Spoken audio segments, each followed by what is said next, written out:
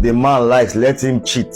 As long as I am the number one, I am the madam of the house, it doesn't really matter. Now, that is one of the comments I saw in the previous video I made about cheating. But now let me tell you one thing that you are ignorant of. Even you ladies who are not married yet, who have the idea that even when I marry and my husband is a cheat, it doesn't really matter. Let me tell you the implications of a cheating partner. The first thing is affection. Now, naturally, a person cannot be affectionate to two people equally at the same time. Even the Bible says that you cannot serve two masters at a time. It's either you will love one and hate the other, or hate one and love the other. And this also applies to love and affection in a relationship. Either that man loves you more than the person outside, or he loves the person outside more than you. And guess what?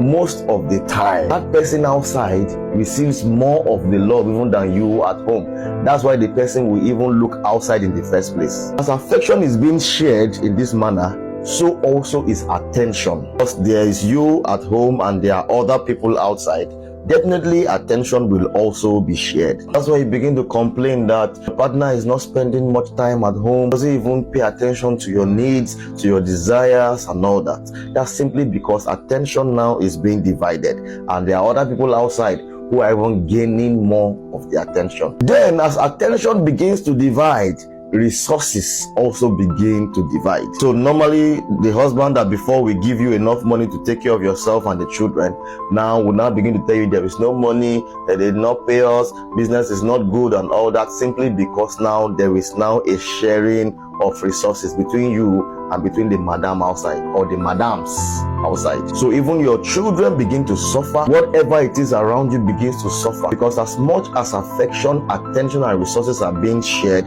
your children will not have the maximum of their father. Now it's only natural that because of these shared resources and shared attention and affection, that you now begin to feel bad and you begin to complain. So normally as the man comes to the house, you begin to tell him your mind and say you are not happy with what's going on. And then trust me, by the time you now begin to complain, they will now start tagging you a nagging wife. Gradually the man even begins to avoid coming home at all. And even when he comes, he now resorts even to beating you up because he thinks that now you are nagging. And so gradually abuse now begins to come. Domestic violence now begins to come. You can see that cheating is not just cheating. There are so many fallouts, there are so many things that comes with a cheating partner. I've seen in many cases that domestic violence has even led to the death of a woman. Not once, not twice, it's all over the internet. So you accepting the idea that it's okay for a man to cheat as long as he's kind enough not to let me know that he's cheating or know the person who he's cheating with, it's okay.